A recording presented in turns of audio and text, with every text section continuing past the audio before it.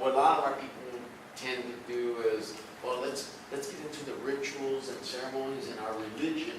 You know, that's a way to gain back our culture, spirituality and New Age, all of this. That's not our culture at all. That's white people's approach. That's Eastern philosophy approach. That's not our approach at all. We weren't about spirituality or gods. Those are all concepts that were thrown on us to make our understanding of our theology as a negative experience, as a negative thing. The other thing, years ago when I first started talking about all this, before writing the books, before doing the posters and all this, and I used the expression cultural castration. We've been culturally castrated in the male sense in that we're not able to reproduce ourselves as authentically as human beings. And then racially, we've been raped as a people, even if we're full-blown. We've been damaged by this rape that's happened to us. And what mostly, and it was the males that reacted to the cultural castration and saying, well, don't use that expression, you know. I said, is it true? Yeah, but you know, you're just trying to be controversial. It's not controversial, it's about truth. We're not able to reproduce ourselves in an authentic way. You know? And I noticed that's something that still bothers. The thing about the racial rape. I said, what's that racial rape? It's one race raping another. For the same reasons that rape goes on. In a regular one-on-one rape. And these two concepts are violent images, intentionally so, but they apply to us. So that's one of the things that I realized, you know, sometimes even the language bothers me. This whole thing about mixed blood. Oh, well, what's mixed blood? Mestizo. Oh, well, I understand now. Well, mestizo just means mixed blood in Spanish. You know, so there's a lot of resistance. You know, and part of it is because we've had no leadership questioning of this, and that's part of what we're doing with this book is to start questioning ourselves first of all. It's kind of like we're talking about our own people being white supremacists, but the biggest white supremacist is that one you find in the mirror. Exactly. That's the one you got to deal with. That's what I was thinking you were going to say when you say, well, we got to get the white supremacists out of our neighborhood. And I was thinking, well, who's that? That one in the mirror. That's the biggest enemy of our people, right there. Yeah. And you know, in all of this, you know, to be talking about, you know, this genocide which is ongoing, which means, what is genocide? There's a definition for genocide that basically says it's not just about killing people. It's when you destroy a people, you take away their culture, their language, their sense of being a people. You know, that's part of the definition. But why am I speaking to you all like an Englishman? Why do we look around and our people are being killed every day, but we don't think about it very much?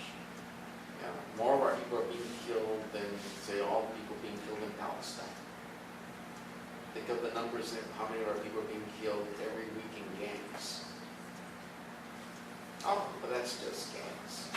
That's human beings being killed. And for what reasons? A lot more stupid than what's going on in Palestine. When you say, oh, why did that?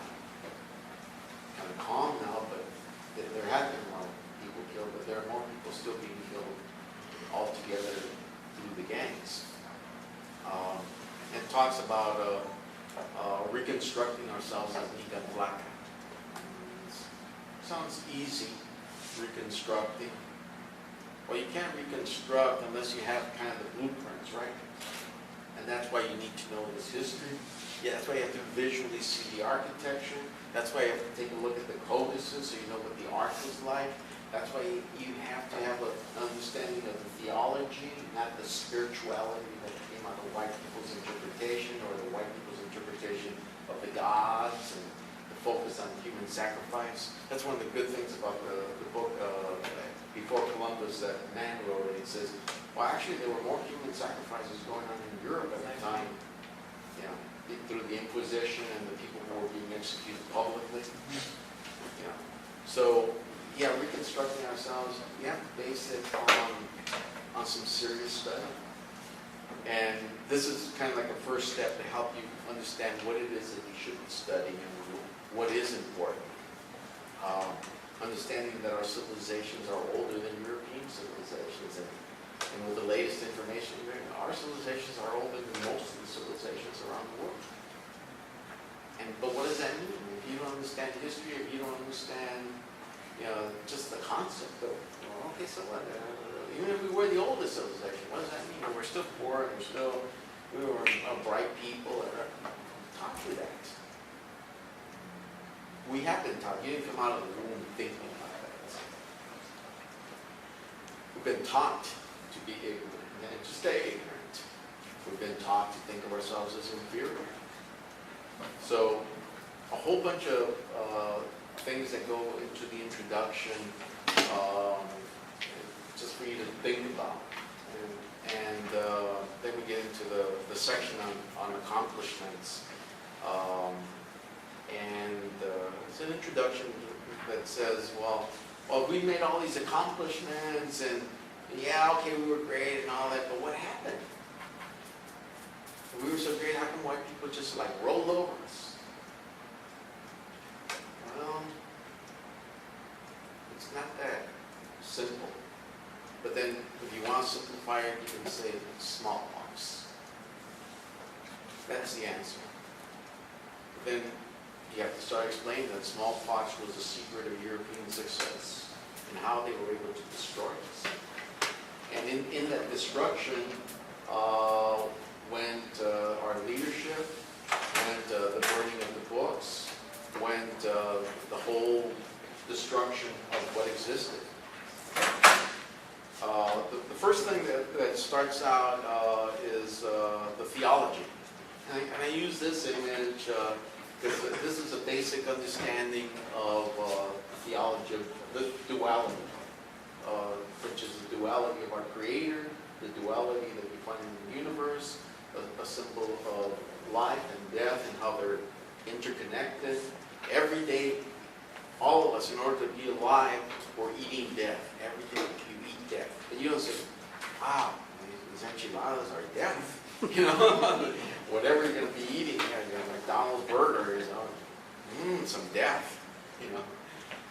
But we are eating death every day, but we're not conscious of it. But at one point, aren't we going to be eaten also? Whether it's by maggots or by... This is kind of the introduction to it. Our theology was a science-based study of our Creator and the universe. Our theology was not about gods or beliefs. It was a study of all matter, all movements, and all manifestations of our Creator. We considered our Creator to be our true mother and our true father.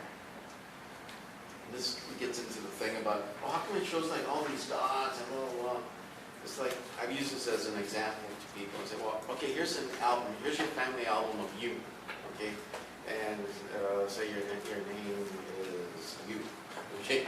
Here's you in this book, and here's you at the hospital as a baby, you were just born, here you are on a bicycle, here you are at the mountains, there's one of you at the beach in your little beach outfit, and here you are, you're 15 years old, and okay, we understand that that's you, and as a matter of fact, and here you are with your brothers and sisters, here you are, hey, you're your first baby, now you're a father, and now here you are, so at one point you're a father, you're a son, you're a brother, you're a boy on tricycle, you're a boy just born, all those, a bunch of different names. Now which one is you?